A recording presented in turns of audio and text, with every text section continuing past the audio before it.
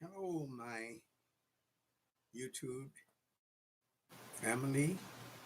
This is me, and we will be talking tonight about something from the Bible, but it has nothing to do with salvation. But it talks more about the scriptures that's misunderstood, and that's what we want to deal with tonight. Those scriptures that we don't understand, and we're going to deal with most of the scripture that we're going to talk about tonight comes out of the Old Testament. And there are some things in there that I just want to explain to you. Like I say, it has nothing to do with salvation, but it can help you to understand the scriptures. It's taken from my book that's called The 25 Keys to Unlocking the Scriptures. So, for all you Sunday school teachers and ministers and any kind of teacher or those that are leading groups, it would be good to know this to understand. There is a word that I'm going to be dealing with tonight, and it's very interesting. Like I say, it has nothing to do with salvation, but it is interesting. Okay, the question tonight would be, and this is one of the chapters that I'm coming out of my book, what is true incest? We've heard so much talk about incest, incest, incest. But what is incest? And then we're going to talk about some things in the Bible. And we're going to we're going to deal with that tonight. Like I say, this is not for any salvation or anything like that, but it will be helpful for those of you that are students of the Bible. What is true incest? Now, the dictionary says that incest, the definition of incest is when two people are involved in sexual intercourse. I said, I don't know about that. But anyway, that's what it says. But let's look at incest. Let's look at what it is. Uh, okay, let's start with Abraham. Let's go back in the Old Testament and start with Abraham, Isaac, and Jacob.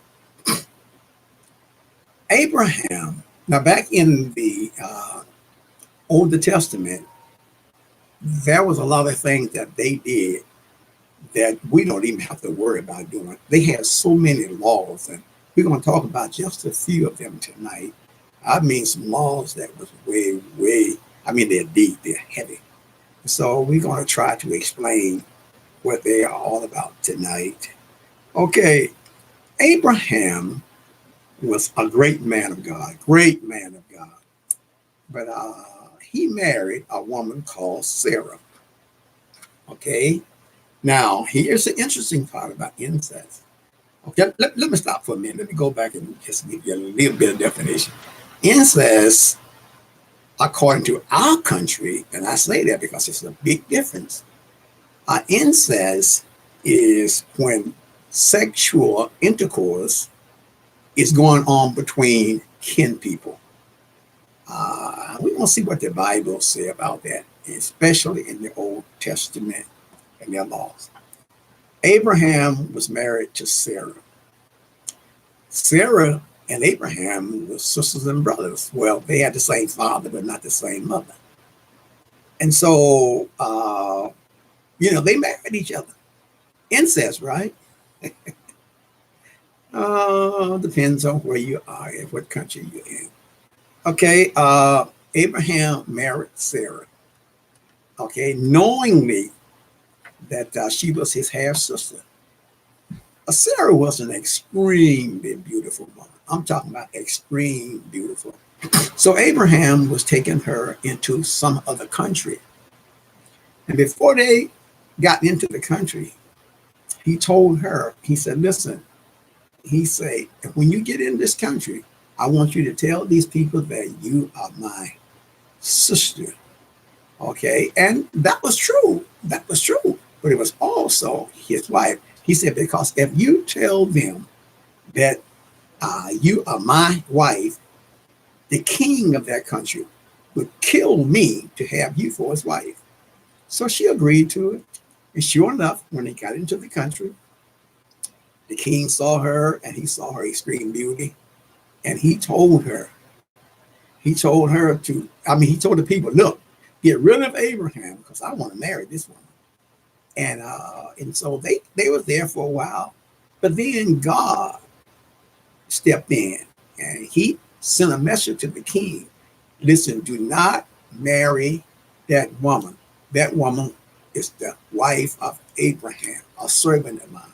So do not bother her. And the king got all mad with Abraham. He said, why did you tell me this? Why did you almost get me killed by God?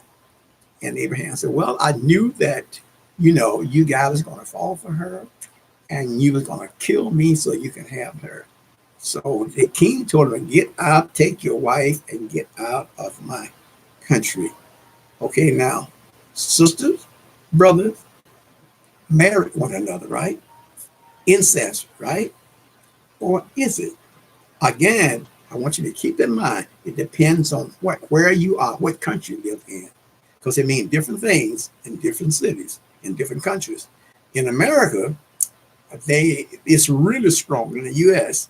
that when two kinfolk come together in sexual relationship, that is incest, and their children will all be crazy. But look what happened. Abraham, they had a son, Abraham and Sarah. They had a son, his name was Isaac. Okay, when Isaac grew up to become a man, when he wanted to get married, they got together and they said, listen, told his servant, Abraham told his servant, go back to another country where my brother lives and get my son a wife from that country.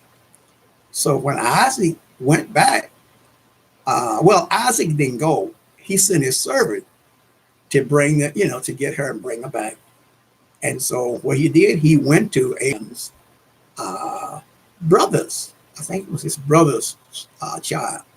And they got, let me see, that was Sarah. And they got one of his daughters, and which was Abraham's niece. And so they brought her back, and Isaac married her.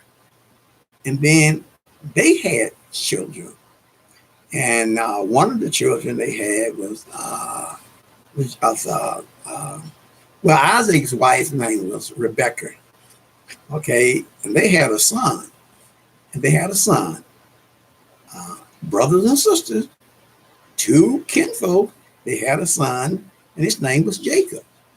But remember what I told you, what we say, that when two kinfolk, especially sisters and brothers, when they marry each other, their kids would be crazy. But Isaac wasn't crazy, and Jacob wasn't crazy. Abraham wasn't crazy. But this time, when Isaac and Rebecca had their son, they named him Jacob. And Jacob he wanted a wife, and so they told him to go back to his mother's side of the family, his mother's brother, and marry one of his daughters. So Jacob did that. He went back, and his uncle had two daughters. One of them was named Rachel, and the other was named Leah. And so he went back, and he said, my father told me to come and get my wife. I want to marry your daughter. And so the man, he was okay with that. He said, but we have a custom here. He said, I'll tell you what. He said, hey, what you going to do? What you have to do? You work for me for 7 years, and then I will give her to be your wife. So he loved her so much until he worked 7 years. And then at the end of the 7th year, he told his uncle, his mother's brother, that I want my wife. And he said, oh, I forgot to tell you, in our country, you can't marry a younger sister until her older sister's married. And she has a sister named Leah. Well, the Bible said Leah had weak eyes. I really don't know what that means, but whatever. she wasn't very beautiful. And so the man say, Jacob said, well, I didn't know that. He said, well, I tell you what, you go on and marry Leah because the older one has to be married before the younger one can get married. You go on and have her, but you got to work 7 more years. So Jacob worked 7 more years, and then he was allowed to get Rachel. Well, that was some trickery going on there. And so, but my point in this, what I'm really trying to get over here is all of that was incest, right? But nobody was crazy. Everything was all right. And so, but in our country, when that happens, then we're going to call that incest. Now, I'm not saying you got to go out and marry your kinfolks. I'm not even saying that because there's many other folks you can marry. But I'm saying if you do, it's really, the kids are not going to be crazy, not just because you married your cousin. When I was working for a motor company.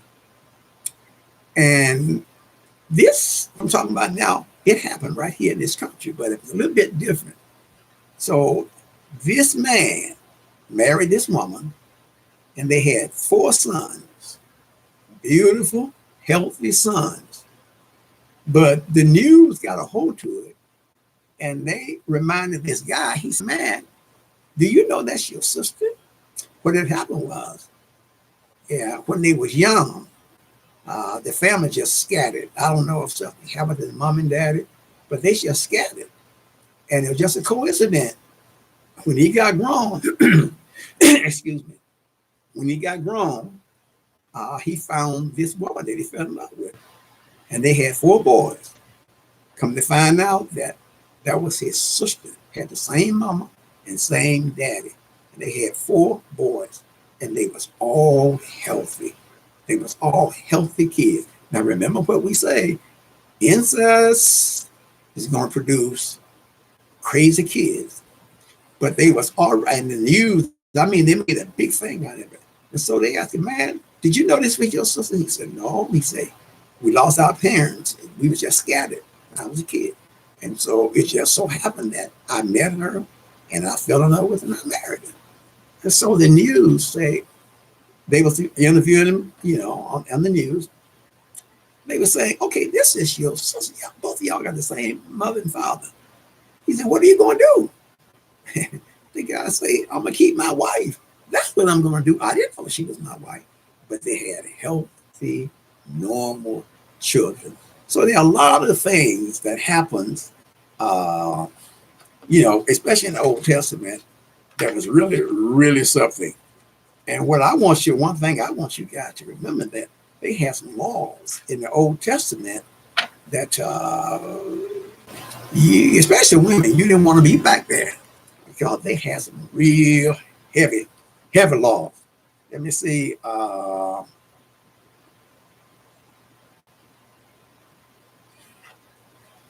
One of the laws was when a woman was on her menstrual period, she was not allowed to be around anybody. She was considered being dirty. And so what they would do is they would send them outside of the camp. They had a tent out there that was called the Red Tent. That's where the girls had to go. They had to stay out there 7 days or until, the month was over. Okay?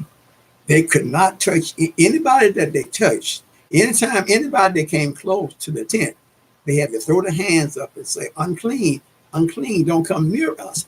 Because, you contaminated if we touch you. And so that was one of the laws. It was a strict law too. But in one of the Old Testament stories, it was talking about a woman. Well, Jesus actually told the story, and you might have read about it. It's in the New Testament, I believe, but it was an Old Testament thing. This woman had an issue of blood. She had an issue of blood for 12 years. She was wealthy. She had spent all of her money on physicians trying to get healed, but she nobody could heal her. And so that she heard about Jesus, how how he had healed all those different people. So she said, "Man, if I can just get to him, and maybe I can be healed. Maybe he can heal me." Now, when I tell this story here, it reminds me of my mother. I'm not sure, but I was real young, and when I was born, my mama suffered a tear. And back in them days, black folks really in Alabama, you didn't go to the doctor. You had a midwife. And my aunt, we had an aunt that didn't have any children, but she delivered all of us. And so they tell me that when I was born, my mother suffered a tear. But at Missouri, my aunt didn't know that. And so when I got to be about 11, about 10 or 11 years old, my mother would get sick. Now, I didn't know nothing about, you know, situations like that. But I know she would start bleeding and she would bleed out. And when I look back, I realized it would happen every month. I used to hate to see the end of the month come up whenever, it was time to be off of her menstrual. And she would start bleeding and they would have to call the ambulance. The ambulance would come every month and get her and rush her to the hospital. And that thing used to really, really hurt me, but I didn't know. I was too young to know what was happening. But anyway, it turned into cancer. She had womb cancer. And they took her to the hospital, one of the hospitals down, I won't call the name of the city, but they rejected her. And they said, we can't give her no blood uh, until, you guys got to give the blood back. And all of my older sisters and brothers say, just give us some blood. We'll give it back to you. But they would not. They was going to let her die. And so my brother or my sister got a hold of the Red Cross. And Red Cross told the folks, give this woman this blood and we'll take care of it. And then we had to give it. I was too young, but my brothers and sisters, they would give the blood back. And they did. But it got worse and worse and worse until my mama got so sick until the doctor just told her, listen, we were living in Birmingham, Alabama. And the doctor told him, listen, ain't nothing else we can do. She's dying. So take her to the country. At least she can have some fresh air. She'll be out of the city. And so we did. We took my mother down to a little place that we was all born outside of Montgomery. It was called Wetumpka. It was named after an Indian. And my mother, that's where she was from. That's where we were all. I was born there, but we moved when I was a baby. And so mama went back and she had a brother there. And so her brother allowed me and my sister and my cousin to come and stay with them. And they already had a house for the children. But we stayed there until mama died. And when I think about this woman, they call it an issue of blood in the Bible. I said, you know what? I really believe she had the same thing mama had. She would just start bleeding and would just bleed out. And so she finally found out that, hey, I heard talk about a man named Jesus. And I heard that he was a healer. So what she did, she went and found Jesus. Sure enough, as always, the crowd was around Jesus. I mean, you couldn't even get to him. And I remember, I'm back in the Old Testament now. Remember those laws. When you was bleeding, you wasn't supposed to touch nobody. Because if you did, you would be stoned. So she finally, she said, hey, I want to be healed. So she went out and she pressed her way through the crowd, touching everybody, trying to get to Jesus. Now, when she finally got to Jesus, she didn't even ask Jesus to heal her. The Bible says she touched the hem of his garment, his robe. She just touched it. And all of a sudden, bam, her bleeding just cleared up. And then Jesus stopped the whole crowd. And he turned around and he said, who touched me? And his disciples said, "My Lord, we know that you are everything. We know that you are the Son of God. But I mean, you asking who touched you? And you know everybody in the crowd is trying to touch you." But Jesus, yeah, he said, "Yeah, but this touch drew virtue out of me. Somebody touched me with faith." And when they turned around, uh, the woman was on her knees. She was crying because she was supposed to be stoned. That was their law. And she would turn around and she was just trembling. She was trembling. And Jesus asked her name. And so she told him who she was. And so he told her, he said, "You know what? I didn't heal you. Your faith drew virtue or healing out of me. Go, go, and don't sin no more. Get up, you're okay." But now she was supposed to be stoned because that's the way it was back in those days. But she wasn't. Now she wasn't. She wasn't stoned. She went about her business, and she got healed. Man, that's touching. That's touching. And because her faith, and he told her, he said, "Your faith made you whole." And boy, and that just let me know, Lord, if we just learn how to touch you, folks, if we learn how to touch Jesus' garment by faith, we do it by faith. Lord, I believe you. I believe you. And when you believe him, the virtue is going to come out of him, and you can be healed. And so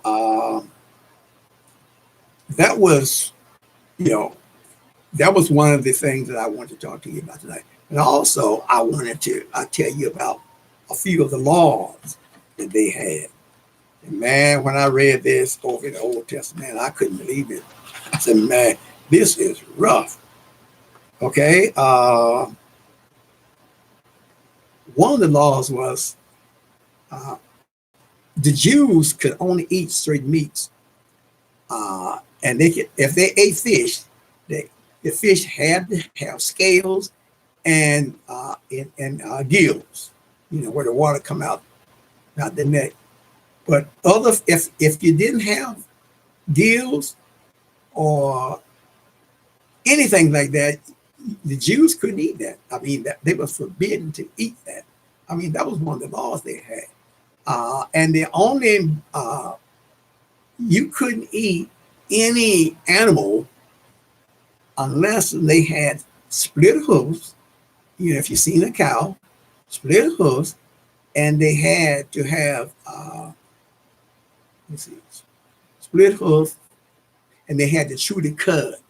Now, for you folks that never been in the country, never been around animals, cows would chew the cud. I found out that a cow has two stomachs. And what they would do is, if you ever see a cow laying down, you can always see her chewing. And what she would do, she would regurgitate that what's called the cud. It was chewed up grass, but it would never digest. And she would just sit there, just chew that, chew that, chew that until she got up. And so that was the only kind of meat that they could eat. They couldn't eat now like a camel. A camel got split hooves, but they don't chew the cud. You had to have split hooves and chew the cud. And the fish had to have scales.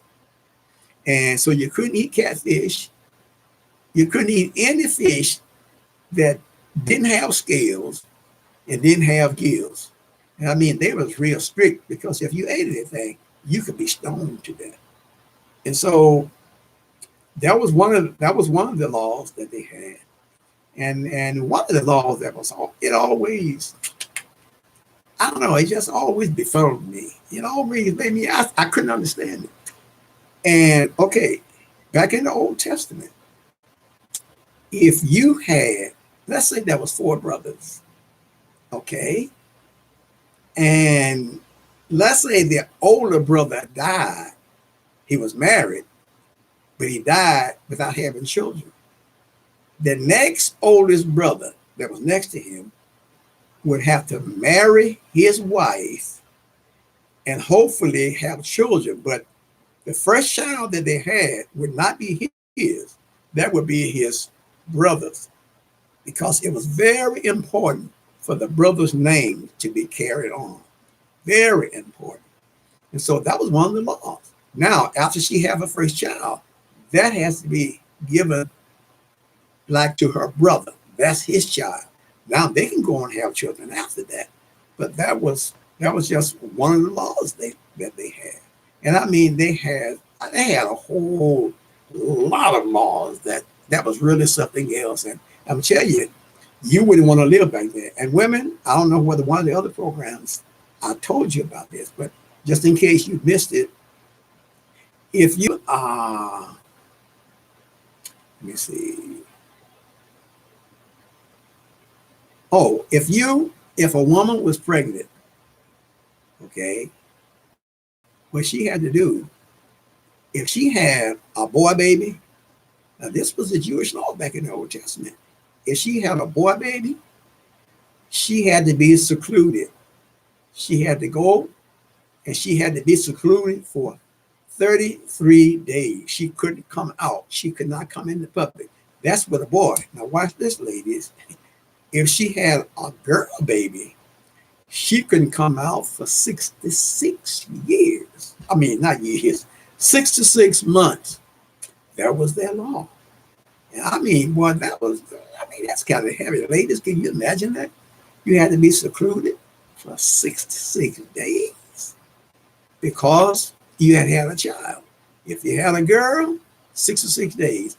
If your baby was a boy, 33 days.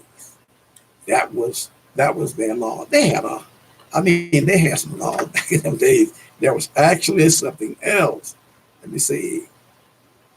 I think that's just about it for that part. But what I want to do is I want to close out tonight with a couple of poems that I learned a long time ago. And I really think it would be interesting to you. Excuse me just a minute. I think it, especially those that are not saved, are not Christians. All right, because see, there's a lot of teaching. There's a lot of teaching in our church, and we got some all kinds of teachings, and a lot of it's come out of the Old Testament, and it's no longer. I mean, it was when Jesus came, he abolished a lot of those old laws, and he had his own law there. But I just want to just a couple of poems I want to say. So I'm gonna try to remember them by memory.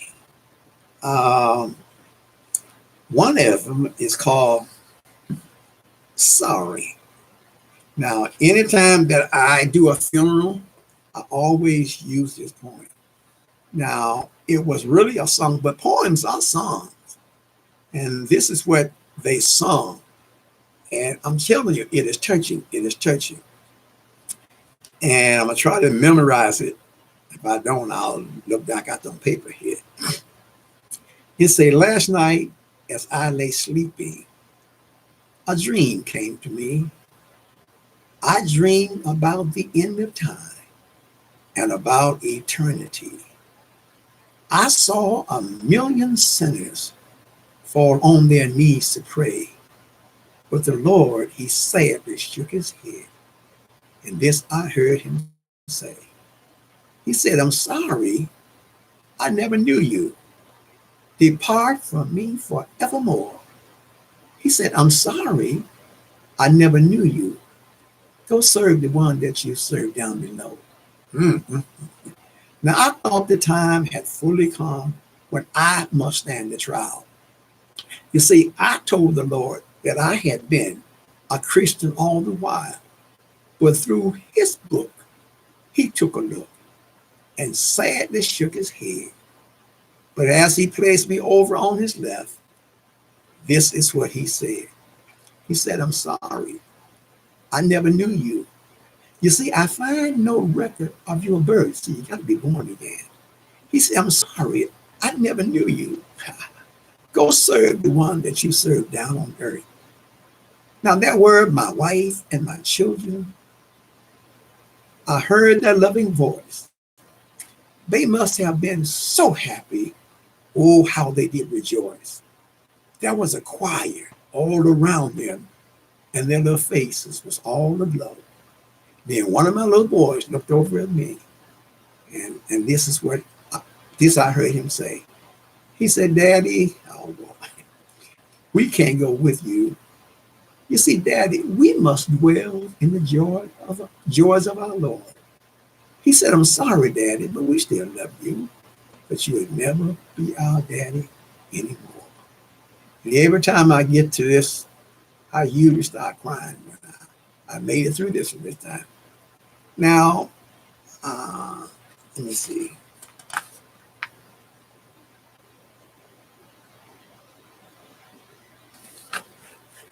Uh, oh, hold on just 1 minute. Cause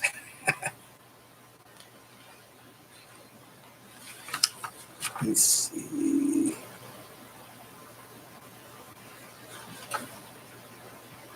I'm sorry, folks.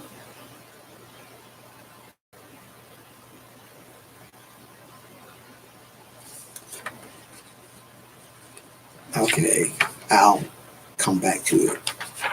Get it out here.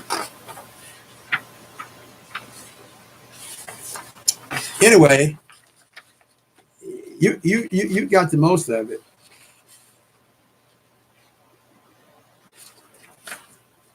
Okay, the other part of the poem. I'll come to it and I'll read it. I'll read the last part. Uh,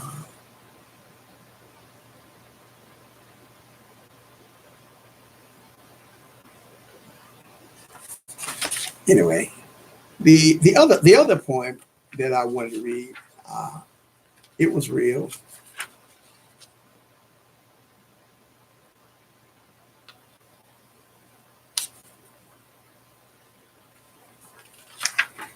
Hmm, I ain't gonna give it.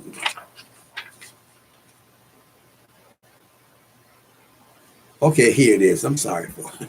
Here's the last verse of that. Now, when I had awakened, tears was in my eyes, and looking all around me, and there to my surprise, I saw my loving babies, and I knew it was just a dream. Oh, but down beside that bed of mine, you should have heard me scream. I said, Father, who art in glory, Lord, I know you gave your only son. Father, please forgive me, for I want to be ready when you come. It's nothing but the devil. He don't want me to read this, but this is churchy people. All right. Um, the other one is uh, goes like this. Today I went back to the town where I used to live. Today I saw the same old friends that I used to know. But as the tears ran down my face, I tried to tell them, thanks to Calvary, the old way doesn't come here anymore. Thanks to Calvary, I am not the man that I used to be. Thanks to Calvary, I'm so different than I was before. And as the tears ran down my face, I tried to tell them, thanks to Calvary, the same old way doesn't come here anymore. Then today I went back to the house where I used to live. My little boy ran and hid behind the door. I said, son, have no fear. You have a brand new daddy now. Thanks to Calvary, I don't come here anymore. Uh, and then it said, today I went back to the house where I used to, the town I used to live. Today I saw the same old friends I knew before. But as the tears ran down my face, I tried to tell them, thanks to Calvary, The old way doesn't come here anymore. So, people, if you don't know the Lord, just go ask Him to forgive you. And He'll forgive you because it's not his will that any should perish, but that all should come to repentance. Okay? Again, I just wanted to let you guys hear the poem. I'm sorry that I got one page mixed up, but that's all right. You got it. Oh, uh, again, love you guys, and we'll be talking, Lord willing, next Monday. Okay. All right. If you get a chance, go to my website, and if any of the books you want to read or want to get, you can order them. Okay. All right.